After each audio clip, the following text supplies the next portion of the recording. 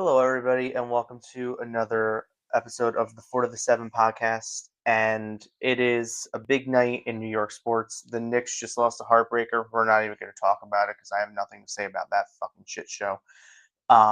The Jets and the Giants are in the middle of their NFL drafts so far for both teams. Really, really good, and we'll get to them as the night goes on. We'll be here for a little bit. If you have comments, drop them in. Um, but we're going to start with the Yankees. The Mets just took a lead on a Bo Bichette bases clearing double against the Minnesota Twins. The Twins are bad. The Mets are not great, but they're better than the Twins as they should be. So 3 outs and they can hold on. But right now, we're going to start with the Yankees because they just went up to Fenway Park and did something that they needed to do, something that they haven't done. Devin Williams is coming in. This should be a fucking experience. Something that they haven't done in 10 years, more than that, since 2012. 2012 came in, the Yankees went up to Fenway Park and swept the Red Sox in April. That was the last time the Yankees did that. I think they split with them in 2018, which was the fight, Kelly and Austin fighting. Other than that, the Yankees, A, haven't really seen them, but B, they haven't. It's weird. The Yankees haven't seen them, but B, the Yankees have struggled against the Red Sox a lot in early season. Last year, the Yankees won 4 games against the Red Sox. They won 3 this week. That's impressive now. I don't want to do this, but I have to play devil's advocate. What the Yankees did, of course, is impressive, and this is a Yankee show, so we're going to focus on the good from the Yankees this series, whether that's Stanton going off in games 1 and 2, Rosario having a big day yesterday. Obviously, today, the offense coming back from behind and giving Schlittler the win that he deserved. But let me make this perfectly clear. This isn't a Red Sox team of old. You don't have Ortiz and Garcia Parra coming up to the plate in a big spot, grinding out at bats and getting on base. The Red Sox lineup tonight, and Alex Cora actually did me a favor, didn't pinch hit anyone tonight, so I didn't fuck up my scorebook for the third day in a row. The one hitter in this lineup that really, really scared you was Jarren Duran because he was hot yesterday. He had a hit in the third inning. That was it. Obviously, Narvaez clipped one there, and he was another one coming into the game specifically against Schlittler. That was like, all right, a little reservation with him against Schlittler because he caught Schlittler in the minor leagues. But 2 strikeouts and a home run, you take that any day. And obviously, when you have back-to-back nights, if you're the Yankees and you're Aaron Boone with that bullpen that is atrocious, the Yankee bullpen is not really good. And we know this. This is known. The Yankee bullpen has struggled. The Yankee bullpen has struggled a lot over the course of the season so far. Having 2 games in a row that you do not have to go to your bullpen and you can or go to your bullpen for high leverage outs where you literally today you handed the ball to David Bednar. You went from Cam Schlittler and he handed the ball to David Bednar to nail down a Yankee win, which you can't dream it up any better. Yesterday you got a little bit dicey with Hedrick, but you got the win. And guess what? I would have rather sat through that 9th inning last night, and this can sound crazy, get dicey with him on the mound, than go through today not having Bednar to come in and close out a 2-run game. Right? Last night was still a 3-run game. It would have taken a lot for the Red Sox. The Red Sox didn't hit. The Red Sox hit 1 home run in this series. It was the Narvaez home run today. That was it. They don't slug. Okay, they're bad. Tony Maserati does radio up in Boston on 98.5 The Sports Hub, and he fired out this tweet after the game. Yankees threw 125, 126, and 107 pitches in 3 games versus the Red Sox. An average of 119 per game. The Yankees swept. They didn't make them work. It's the truth. Like I said, I don't want to disparage anything the Yankees did because I thought their performance was encouraging, that they went up into enemy territory and put a beating on them.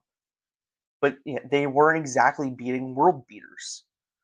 even against the Royals. The Royals don't hit. The Red Sox don't hit. The Astros hit, but they can't pitch to save their lives. So the Yankees right now, they're on what's called getting fat time. This is getting fat time for the Yankees. You have a chance right now. Toronto didn't play today. You built on them again.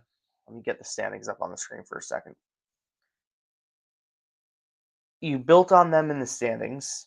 The Red Sox are buried. I don't see them coming back into this thing unless I sorely mistaken this. This isn't like last year where they could just pluck down in the minor leagues and call up, like they did last year when they called up Roman Anthony. They can't just pluck down in the minor leagues and call someone up. I think it's important to get their opponents up. They can't. They are in essence fucked. I don't want to say they're buried and then them come back into this and come to Yankee Stadium for a big series. They can't hit. I don't think I've ever seen anything like it. And you know what? You want to see from these two teams a competitive series more than anything. You want to see. I gotta change this. You want to see a competitive series from these two teams more than anything in the world. It makes things better if the Yankees are competitive against the Red Sox, where both teams are competitive and good. It makes it fun. It wasn't fun today, or it was fun. It was fun from a Yankee perspective. What am I talking about? It was a blast. The Yankees beat them every which way. It wasn't that close. These games were not close between these two teams. The Yankees handled business. They took care of it. The Mets are taking business as we speak. One out in the ninth inning. Devin Williams is now coming in to face um the rest of the Twins order. Who cares? The Twins stink. The Mets blow this game a 3-run lead with one out. I mean, that's a problem. But the Yankees really needed to go into a ballpark, to go to Fenway specifically, and win a big series. After what they did in Tampa, which that was, I'm chalking that up to a bad series at a bad part of the schedule. The Rays aren't that great, but they put the ball in play. The Red Sox strike out a ton, but they had a couple of innings there where they put the ball in play, and the Yankees had answers for them with the ball in play. Where the Yankees are, let's get outs. The Yankees have one defensive blip in the 3-game series, and it was today, and it was Ahmed Rosario in the second inning, and it led to a Boston run. That's why defense is so important, because there's a definitely, if we had other closers, there's a scenario where that comes back to bite you in the ass later in the game, like Aaron Boone, and it didn't, not challenging the call at second base in the eighth inning, which would have given the Yankees another run, if not two, where the runner was very clearly safe. Which I guess they just didn't want to burn their challenges early. I mean, they have no problem burning their ABS challenges. If you want to pick a concern from the series, it's they'll use their ABS. They're really bad at it as a team, right? They're a strike away at Citi Field. Brooks Lee at the plate, strike away.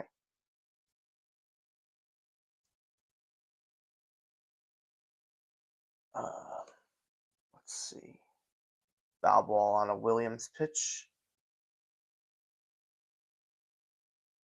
And in play, it's a base hit. So a single for Brooks Lee extends the inning. So Williams can't just get quick outs, apparently. He obviously has to come in and make things interesting. Yankee fans know that more than anyone. Williams has always came in and made it interesting. Couldn't just be 1, 2, 3. Okay. And defensive indifference moves that runner into scoring position. So obviously we could see here Yankees are in the lead in the AL East by 2.5 games up on Tampa Bay. Right, 16-9. That's the best record in the American League. They're the only team in the American League East with a plus run differential. I mean, look at Toronto.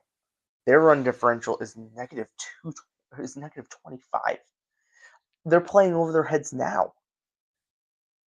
And last year they were playing really over their heads. Even more so now with that run differential. Their expected record is a game worse than what they are. They're playing over their heads. All right, 1-2. The Mets are once again a strike away from Vince in a series win against the Minnesota Twins. The Orioles are okay. I mean, they can hit a little bit if you get them on a good series. Their pitching's not good. Obviously, that run differential is the second best in the AL, in the AL East at least. And an RBI single brings the tying run to the plate against Williams in the ninth. So it's now 10-8 on an RBI single by Tristan Gray. And now things get interesting. Now it's ass clinching time with Devin Williams at the plate. Is he going to blow another save? Tying runs at the plate. And it's Byron Buxton up at bat. He's 0 for 4 today. He has home runs in both games this series. All right, this is how it ended last night. I'm confident that Williams will get the out he needs. If not, I think every psychiatric ward in New York City is going to be packed with Mets fans if he blows this. The AL East hasn't impressed me. The Red Sox did not impress me in the series. I thought, all right, Yankees are going to go up to Boston. It's going to be one of these series. The Red Sox have struggled. They're going to break out of this. That obviously didn't happen. Their struggles continue, right? And now they get Baltimore at Camden Yards. That's going to be quite the. I'll be tuned. Yankee Astros are late, so I'll be tuned into that game. First few innings, I'll pop them probably over on my iPad. Towards the middle of the game, that'll be interesting to see how the Red Sox do. And this is only the Red Sox first series against the AL East. It's only the Yankees second. And you know what? Starting off this road trip strong, now you have real expectations going into Houston. In play, it's a double. Second and third, 2 men out. The tying runs are in scoring position for the Minnesota Twins in the ninth. They have to go get Williams.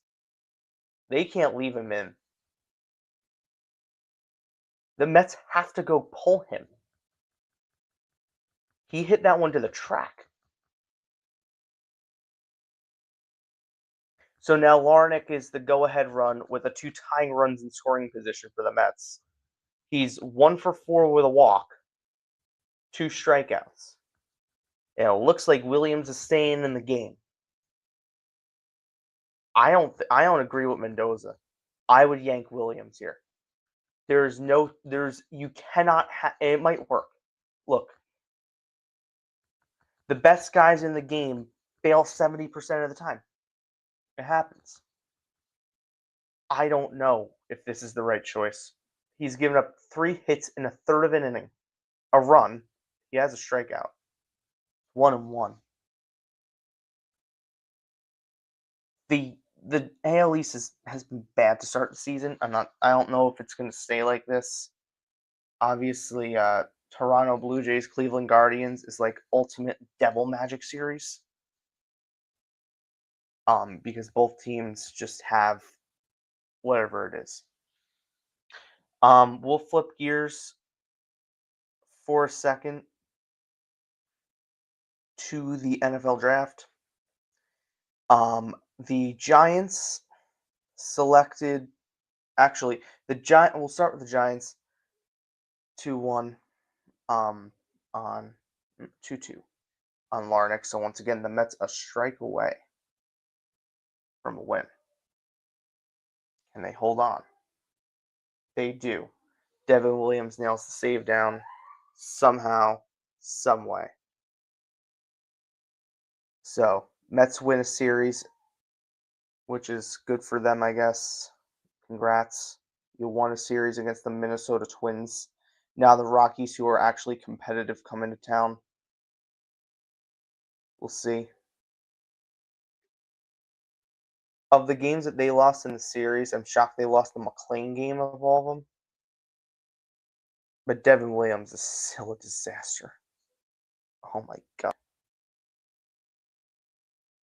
All right, so into the Giants draft now. We can focus on football for a bit. Um, with the 5th pick of the draft, the Giants selected Arvell Reese. This is from my draft blog. Obviously can't update it now because the Giants aren't picking until I think Sunday. Like they're not picking for a bit, right? They're in the late 30s, so maybe it's tomorrow. Oh no, they're picking tomorrow, not Saturday. I think that's what it is. I don't know. They're not picking for a little bit. Let's see. The Browns are on the clock. Teams. The Giants' next pick, yeah, is a second rounder. The 5th pick in the second round, and then the 4th pick in the fifth pick in the 4th round. Okay, so they don't pick. It's the 3rd round. They don't have a pick in. Couldn't remember if it was the 2nd or 3rd. Okay, draft. I have like ESPN on my TV, but I have the draft clock on my iPad. So Reese goes to the Giants. Versatility in the secondary from Reese. He has elite instincts, forcing turnover pressure. He excels in both deep zone pass defense and physical pressure near the line of scrimmage. He's multidimensional. Arvell Reese is a good pick for the Giants. I was talking to a friend before, and I was like, I think he's the best player in the draft. Like he was the highest rated player in the draft. And it's like, no, Downs. I'm like, I like Reese. The Giants liked Arvell Reese, and they can thank the New York Jets who took Bailey. They took Bailey at 2. And it was like, okay, what's going to happen then? I'm like, are the Giants going to trade? With Reese and Downs still on the board. Obviously, the Cowboys traded up to get Downs, as I reported. I have to say, the Giants and the Jets, but the Giants, we'll talk about them right now. Coming out of tonight, this has been really good for the Giants. The Giants really needed a night like tonight. It was shocking that the Titans passed on him. It was shocking that he got to 5, which is awesome because he's the kind of player that, John Harbaugh likes. He's a type of role player, and he's going to be dynamic for them. I'm going to pull up a couple of his quotes because I believe he had a quote somewhere. Oh, Harbaugh and Shane spoke. John Harbaugh and Joe Shane were asked if the Giants plan on keeping Kayvon Thibodeau after drafting Arvell Reese. Harbaugh will keep all the good players as much as we can, right? And Shane goes, "Yup, yeah, we know who's running that room." John Harbaugh also told the media that Arvell Reese will be played at inside linebacker and will linebacker. Hold on. Joe Shane did not think Arvell Reese would have been available at that point in the draft. He was excited that he was, but didn't expect it. There was definitely an Arvell Reese quote here. Okay, I'm built for this. I've been through it and I've seen a lot through it all. I'm built for it. It's a big moment. I've got to rise to the occasion, Reese said. He also said he's a chess piece on defense at the combine at the draft in Pittsburgh. I'm a versatile player. You can move me around. You can use me in unique ways. Um, he faced off against Mangoya, I think is his name, um, in the Cotton Bowl, who was their 10th pick, the 10th overall, I should say. I don't. He said, "I hate losing. I'll probably never get over it." Blah blah blah. Okay. He said it was exciting for him to get the call from the Giants. I'm ready for it. I know they love the Giants. I'm ready for it. Um, he said, Jackson Dart gonna protect my ass off. I guarantee that I'm going to do whatever I can to protect my ass. To It should be play my ass off. I don't know why SNY. Hold on.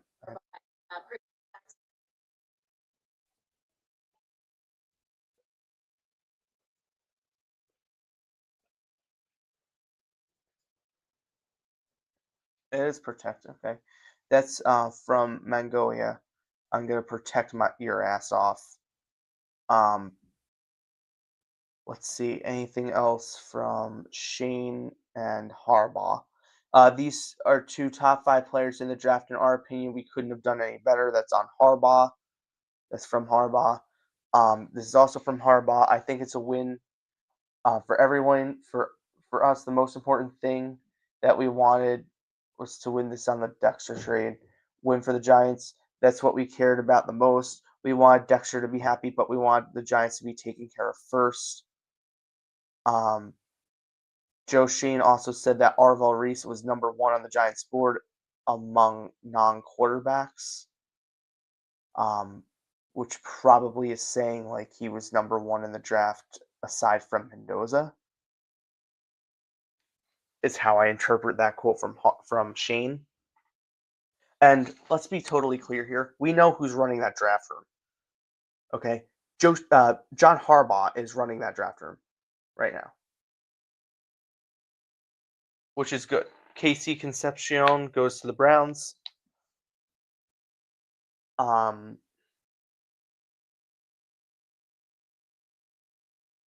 this was a good night so far. Well, good night, I should say, for the New York teams. The Bears are on the clock with pick 25. I kind of did want. I like the drama of trades. I hope there's at least one more tonight. I love a good trade. I love drama. I think that the Giants came away from tonight knowing that now you have a linebacker, a great defender on a defense last year that struggled mightily. The Giants defense couldn't get a stop last year in the fourth quarter to save their lives, and it cost people jobs. You know this. And now the Giants have a good foundation going into 2026. They have the head coach, they have the quarterback, they have some playmakers around the quarterback, and they're not done in the draft. They might not be done in free agency. Word on the street is how good Odell Beckham looked, which is this going to be a thing? Like I don't know if it's going to be a thing with OD. I know he looked good. I know he wants to be back. The Giants haven't drafted a wide receiver yet in the draft. I mean, they have their strength at wide receiver. I don't know if this happens, but it's not. I don't know, and I know they don't want to trade Kayvon Thibodeau. So I don't know. I don't know. What I do know is, so far, the New York teams come out of tonight looking really, really good so far. As it looks like Jason Dominguez just hit a walk-off home run in extra innings for the Scranton Rail Riders. It was not a home run. I don't think it was a home run.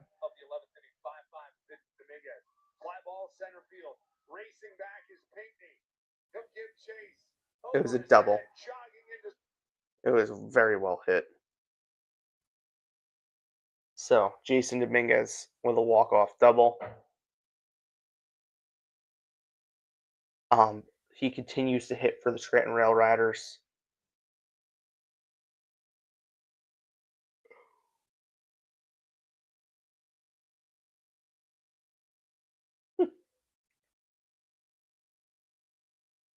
So now we'll circle back and end this because I am tired. I have to work early tomorrow morning. The Giants and Jets are set up right now. Uh, hold on. We have breaking news. The Bills are trading up with the Texans.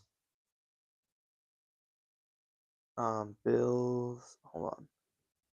Bills are trading up to 26 with the Texans.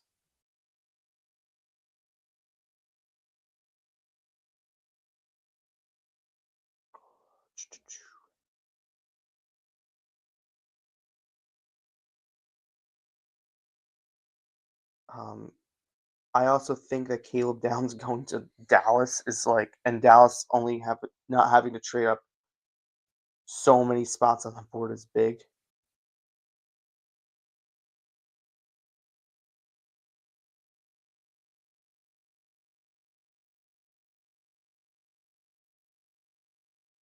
Bills are getting back 2069 and 167 from the Texans, who are now on the clock. Garafolo had the return.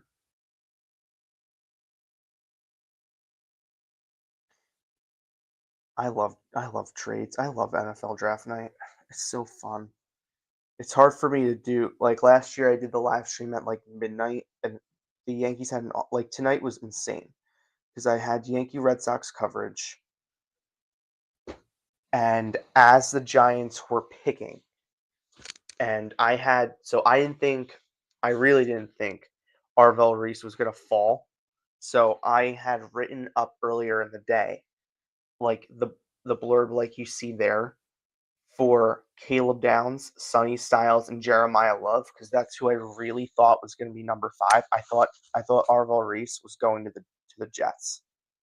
I thought, okay, that means Bailey's probably going to go at 3 to Arizona, and then 4. I thought they were going to pass on Jeremiah Love and go to Caleb Downs, or who they take. I forget who they took at 4,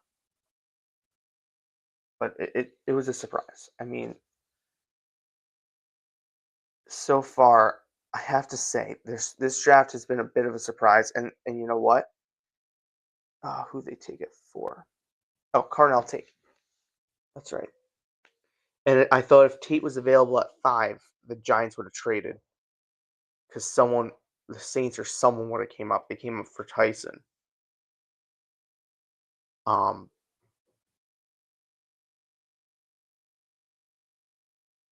Uh. Oh, the Texans are getting stuff back. Yeah. See, I think it was Jordan Schultz just put out the stunner of the draft. It's funny, I'm literally talking about this. Oh, Jordan Ronan. Excuse me, wrong Jordan. The stunner of the first round was Carnell taken 4th over Downs. I mean, over Arval Reese. The Giants made way like bandits from this draft. And you're now seeing this. It fell this way. I don't know about you guys. It was miserable watching this team last year because I wanted nothing more for them to win with Jackson Dart. But they lost. They got the coach, right? They have John Harbaugh, they have the coach, they have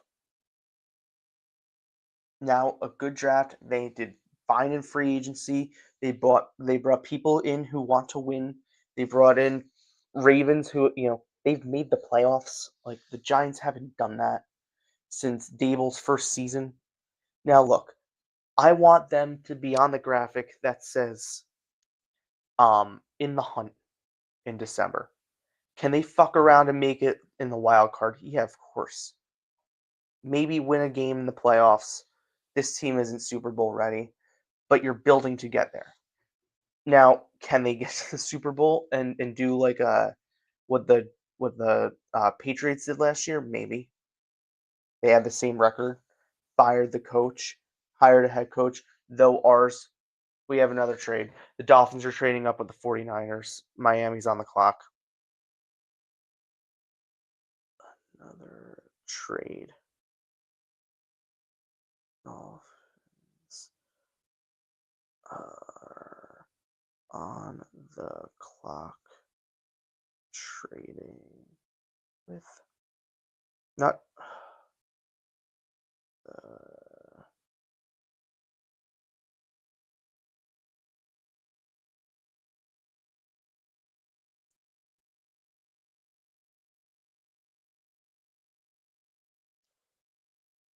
the MLB draft is nothing like this. It's such a shame because this is insane. I love the trade stuff. I love even in baseball, like the trade deadline week is my favorite week of the year. And this year it's a weekend into a Monday. Oh, trade deadline week is my favorite week of the year.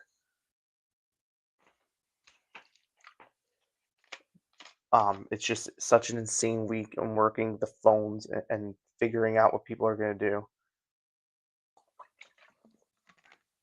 So back-to-back trades. Niners get picks 30 and 90 back from the Dolphins. I'm sure Frank the Tank is screaming. Um, they're getting San Fran is getting 20. Actually, no, sorry. Uh, the Dolphins are getting 27 of 138. Yeah. Okay. Guess those are late round picks. I'm gonna leave it there. While this gets nutty, I hope you all have a great night. Let's go Yankees. Let's go to Houston and sweep those fuckers. All right, series probables are going up 8 a.m. I have it scheduled. I think it was like last week that I meant to schedule it and it just posted, and I'm like, whoa. So it's going up right now at 8 a.m. tomorrow. Yankees are throwing Warren, Weathers, and Heel. I believe it's McCullers. I have the graphic. I'm not showing the graphic that's going out. I'll just read this. I redid all my graphics last week. They look up. Oh, okay. It's McCullers, Burrows, and Arrighetti going for Houston. So the Yankees definitely, all three games are on. Yes, it's nice and easy. The Yankees need to beat Houston. And I'm not getting into the jersey controversy because I don't think it's a controversy. I think it'd be cool to see them get jerseys. I don't like the ones that right now are pegged as the option. I have like, a different jersey. Um, I loved the players weekend jerseys from 2019, I think it was in LA. Those are like my favorite jerseys. Like if they, you know what? If anyone sees those jerseys, please send me the link. I would buy one still with no player name on the back. I would love that. Thanks for watching. Please subscribe. Hold on. Before we go.